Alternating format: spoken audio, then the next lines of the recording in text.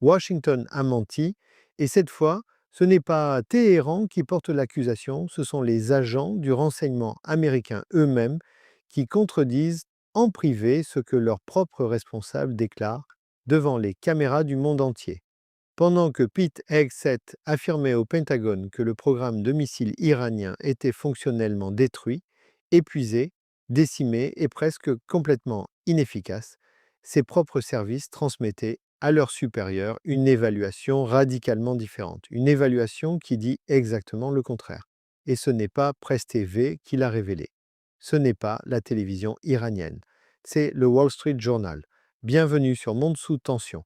Si vous n'êtes pas encore abonné, faites-le maintenant et activez la cloche parce que ce que vous allez comprendre aujourd'hui change tout dans la lecture de cette guerre et de ces négociations.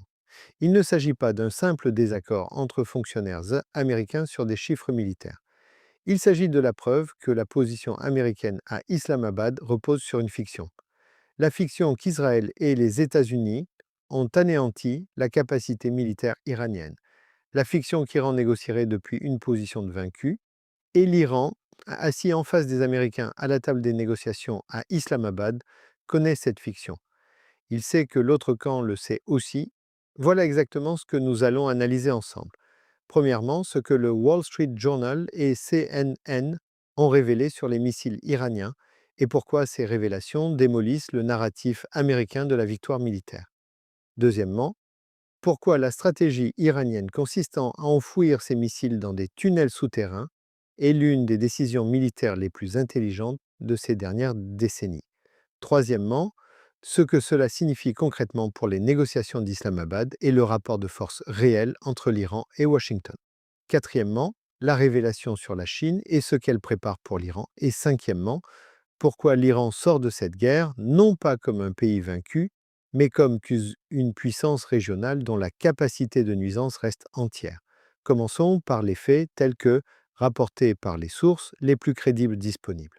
Le Wall Street Journal, citant des responsables américains et israéliens, a rapporté que l'Iran conserve encore des milliers de missiles balistiques à moyenne et courte portée qu'il peut récupérer dans des espaces de stockage situés au-dessus et en dessous du sol. Environ la moitié de son stock existant a été utilisé ou détruit au cours des combats, certes, mais l'autre moitié est toujours là, intacte, accessible et potentiellement prête à être utilisée. CNN, de son côté, citant trois sources familières avec les récentes évaluations du renseignement américain, a rapporté qu'environ la moitié des lanceurs de missiles iraniens sont toujours intacts et que des milliers de drones d'attaque à sens unique restent dans l'arsenal iranien malgré 5 semaines de bombardements quotidiens américains et israéliens. Et l'une de ces sources a prononcé une phrase que les commentateurs pro-américains n'ont pas voulu relayer. Elle a dit avec une franchise remarquable, que l'Iran est encore très bien positionné pour créer un chaos absolu dans toute la région.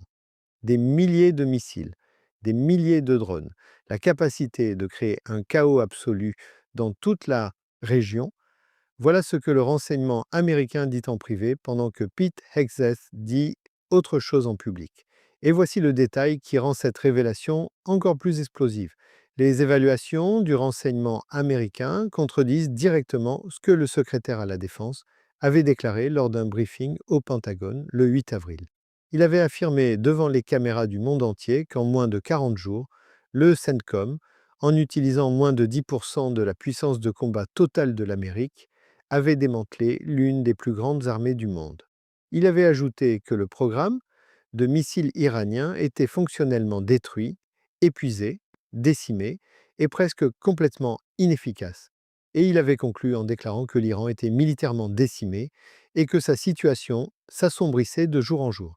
Ces affirmations sont maintenant directement contredites par les évaluations de ses propres services de renseignement. Ce n'est pas l'Iran qui dit que ces affirmations sont fausses, ce sont des responsables américains et israéliens qui le disent anonymement au Wall Street Journal et à CNN, et cette contradiction entre le discours public et l'évaluation privée du renseignement est d'une importance stratégique extraordinaire parce qu'elle révèle que la position américaine dans les négociations d'Islamabad est construite sur une base fragile. Parlons maintenant de ce qui rend la stratégie iranienne de stockage souterrain si remarquable d'un point de vue militaire. Parce que c'est là que l'analyse devient fascinante. L'Iran n'a pas commencé à enterrer ses missiles hier. Il le fait depuis des décennies. Des générations d'ingénieurs et de stratèges militaires iraniens ont travaillé à la construction d'un réseau étendu de tunnels, de caves et de complexes souterrains dans lesquels sont stockés les missiles, les lanceurs, les munitions et les équipements militaires.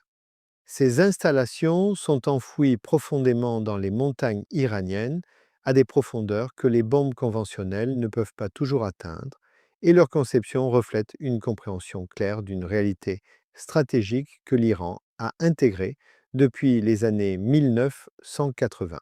En cas de guerre avec les États-Unis et Israël, la survie de la capacité de frappe iranienne dépendrait entièrement de sa capacité à se cacher. Et cette stratégie a fonctionné.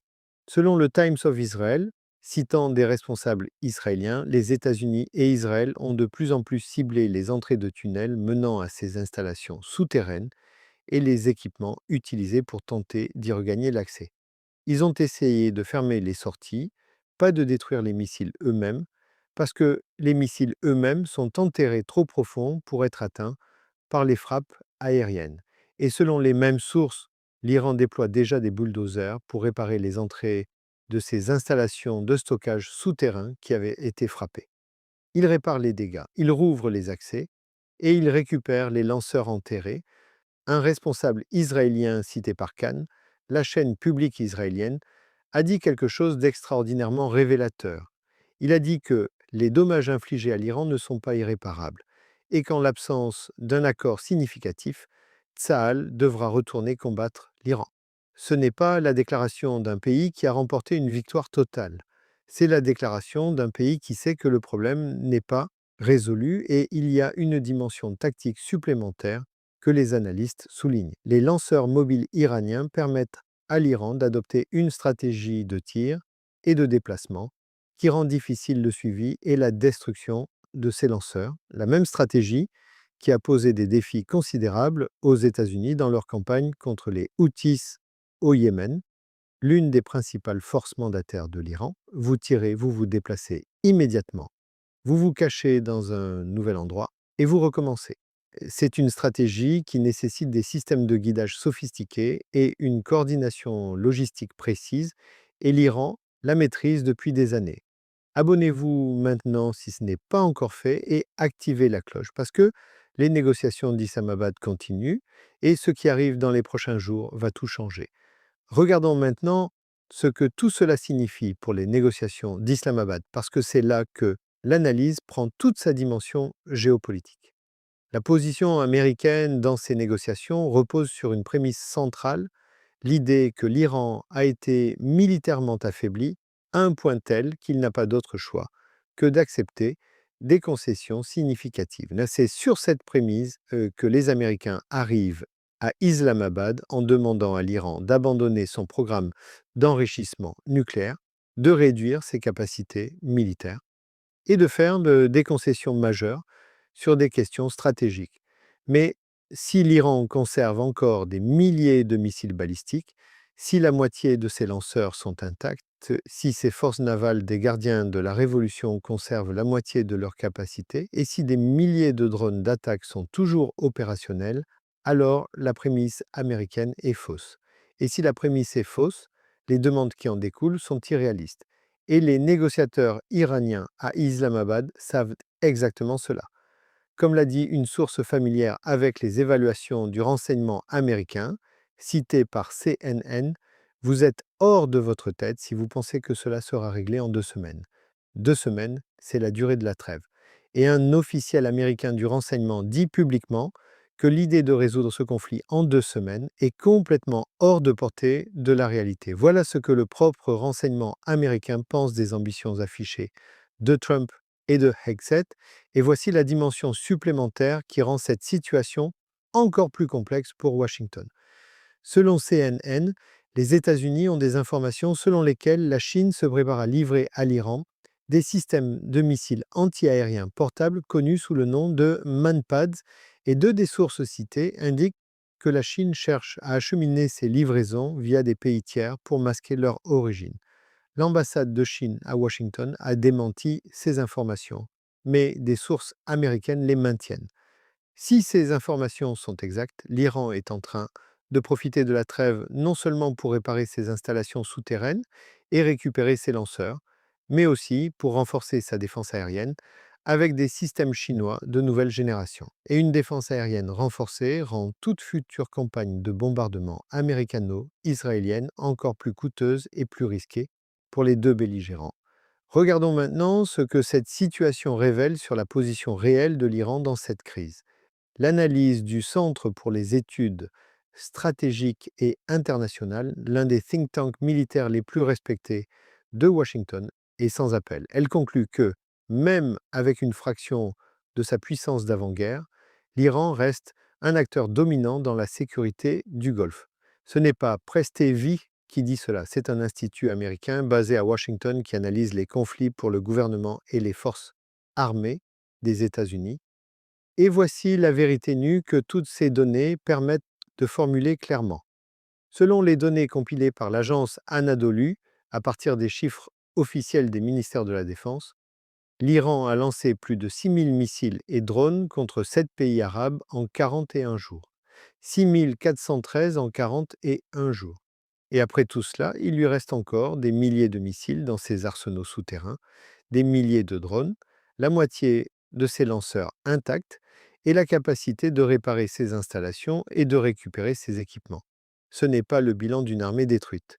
C'est le bilan d'une armée qui a livré la plus grande campagne de missiles de son histoire, qui a absorbé des semaines de bombardements d'une intensité sans précédent et qui sort de cette épreuve avec une capacité de frappe résiduelle considérable et une volonté de négocier depuis une position de force. Pete Hegseth peut continuer à dire que l'armée iranienne est militairement décimée et rendue inefficace pour des années. Mais les agents de son propre renseignement lui transmettent des évaluations qui disent le contraire. Et les négociateurs iraniens à Islamabad savent ce que dit ce renseignement. Ils négocient en conséquence, avec la sérénité et la confiance d'un pays qui sait que ses missiles sont toujours là, enterrés profondément dans les montagnes iraniennes, attendant patiemment. Washington peut construire son narratif de victoire pour la consommation publique. Mais à Islamabad, assis en face des Américains, les Iraniens n'ont pas besoin d'un communiqué de presse pour savoir ce qu'ils ont encore dans leurs arsenaux. Ils le savent, ils l'ont toujours su. C'est précisément pour cela qu'ils ont refusé de capituler. C'est pour cela qu'ils ont maintenu leurs 10 conditions. C'est pour cela qu'ils ont insisté pour que le Liban soit inclus dans tout accord. Et c'est pour cela qu'ils arrivent à Islamabad, non pas comme des vaincus qui viennent signer leur reddition, mais comme des négociateurs qui défendent les intérêts d'un pays qui reste debout. L'histoire de cette guerre ne sera pas écrite par les communiqués du Pentagone. Elle sera écrite par les faits. Et les faits, tels qu'évalués par le renseignement américain lui-même, disent une chose très claire. L'Iran n'a pas été vaincu. L'Iran a été frappé. L'Iran a souffert. L'Iran a perdu des hommes, des infrastructures, des équipements. Mais l'Iran n'a pas été vaincu. Et tant qu'il n'est pas vaincu, il négociera avec les conditions qu'il a lui-même fixées. Et Washington devra décider s'il accepte ces conditions ou s'il retourne à une guerre dont son propre renseignement lui dit qu'elle ne peut pas être gagnée rapidement ni complètement. Si cette analyse vous a ouvert les yeux sur la réalité militaire derrière les discours officiels, faites une chose maintenant. Abonnez-vous, activez la cloche et partagez cette vidéo immédiatement autour de vous parce que les négociations d'Islamabad continuent et la prochaine décision va tout changer. À très bientôt.